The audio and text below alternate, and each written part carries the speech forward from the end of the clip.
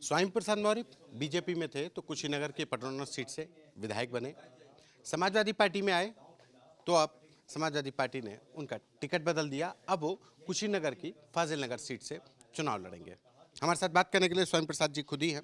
Sir, Padrauna छोड़कर फाजिल नगर जाने की वजह?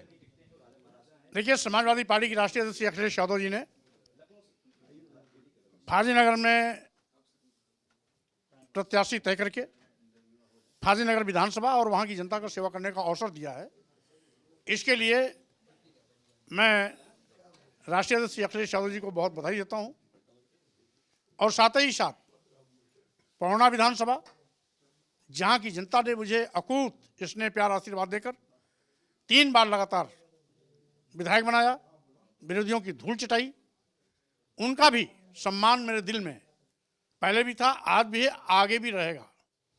जब आप बीजेपी छोड़कर आए तो बीजेपी के लोगों ने कहा कि आप कुशीनगर की पटरौना सीट हार रहे थे, इसलिए हार के डर से आप पटरौना से चुनाव नहीं लड़ना चाहते थे, इसलिए आप छोड़ के चले गए। अब कयासबाजी तो कोई कुछ भी लगा सकता है, चटपटी खबर बनाने लिए कोई भी कुछ बोल सकता है, लेकिन मैं जहाँ भी रहता हूँ जीत का परचम लहराता हूँ और 3 बार लगातार यहाँ जीत का परचम लहराए हैं और फाजिल नगर जा रहे हैं, अब वहाँ भी जीत का परचम लहराएंगे। पटरौना में आरपीएन सिंह आपके सामने होते अगर आप वहां से चुनाव लड़ते, आरपीएन सिंह को कैसे देख रहे हैं? अगर आरपीएन सिंह जी प्रत्याशी कभी बन ही नहीं सकते। ये भारतीय जनता पार्टी के लोग इस गलतफहमी के हैं कि जिसको वो हीरो समझ रहे हैं वो नंबर 1 का जीरो है। आरपीएन सिंह तो वहां पे राजघराने के आते हैं वहां से।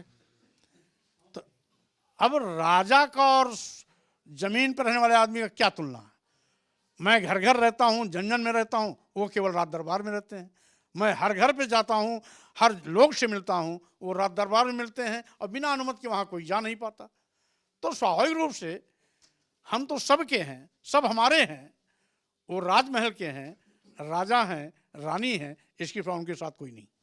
बीजेपी में पहले कानपुर के पुलिस कमिश्नर असीम अरुण ज्वाइन करते हैं, वो कन्नौज से चुनाव लड़ रहे हैं और अब ईडी के ज्वाइंट डायरेक्टर राजेश्वर सिंह आपके बगल यहाँ सरोजनी नगर से चुनाव लड़ेंगे। अफसरों की बीजेपी में शामिल होने की एक कवायद शुरू हो गई। अब भारतीय जनता पार्टी तो वैसे भी अफसरों से अच्छा तालमेल रखती है, मेल मिलाप रहता है, सांठगांठ रहती है। तमाम अधिकारियों की सांठगांठ कहीं आरएसएस से रहती है और तमाम अधिकारियों की सांठगांठ कहीं भाजपा से रहती है। इन्हीं आरएसएस की सिफारिशों पर ये अधिकारी बड़े बड़े ओहदे पाते हैं। इसलिए जब सत्ता में भारतीय जनता पार्टी थी तो उन्होंने अधिकारियों को मोबिलाइज किया। अब अधिकारी मोबिलाइज करने के लिए यहाँ आ रहे हैं इस्तीफा देकर के चुनाव लड़ने के लिए। आज भारतीय जनता पार्टी के पास प्रत्याशी नहीं है, इसीलिए एक एक करके प्रत्याशी खोज रही है भारतीय जनता पार्टी। कहीं अधिकारी को बुला रही है और कहीं केंद्र के मंत्री को बुला रही है। इनके पास अपने प्रत्याशी ही नहीं है, प्रत्याशी कहीं ना कहीं से आयातित कर रही है। केंद्र मंत्री की बात की तो करहल से अखिलेश यादव के खिलाफ एसपी सिंह बघेल लड़ रहे थे, तो आपने उप मुख्यमंत्री केशव प्रसाद मौर्य के खिलाफ आपने अपना दल से पटेल को उतार दिया। अरे भाई, कोई ना कोई तो वहाँ चुनाव लड़ता। पल्लवी पटेल जी आ रहे हैं तो क्या काहे कि लोग भारतीय जनता पार्टी के लोगों का सरदर्द करने लगा?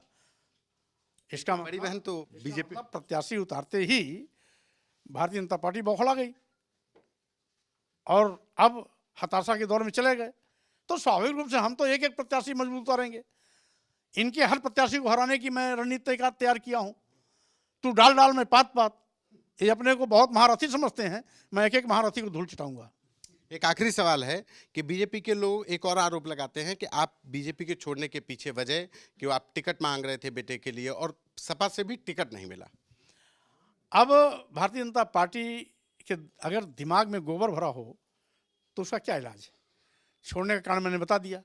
अनुसूचित जात, अनुसूचित जनजात, पिछड़ों के आरक्षित जगहों पर सामान्य वर्ग के लोगों को मनमाने तरीके से तैनाती दे रहे हैं। अनुसूचित जात, अनुसूचित जनजात या पिछड़े वर्गों के पदों को भरने के लिए बैकलॉग की व्यवस्था है।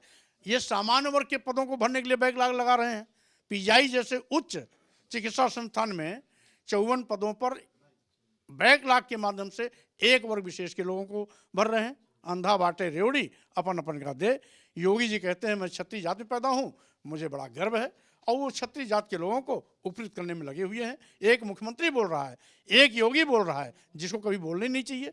योगी की जात नहीं होती है और मुख्यमंत्री की कोई जात नहीं होती है और उनको जाति में पैदा होने का दम दिखाई पड़ रहा है।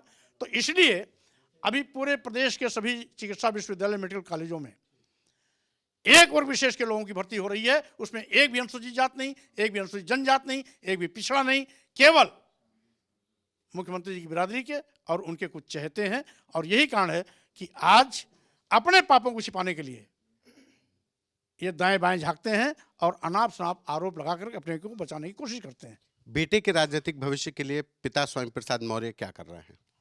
अरे बेटा खुद सक्षम है, वो अपनी राजनीति में स्थान खुद बनाएगा, उसके लिए बाप को चिंता करने की आवश्यकता नहीं।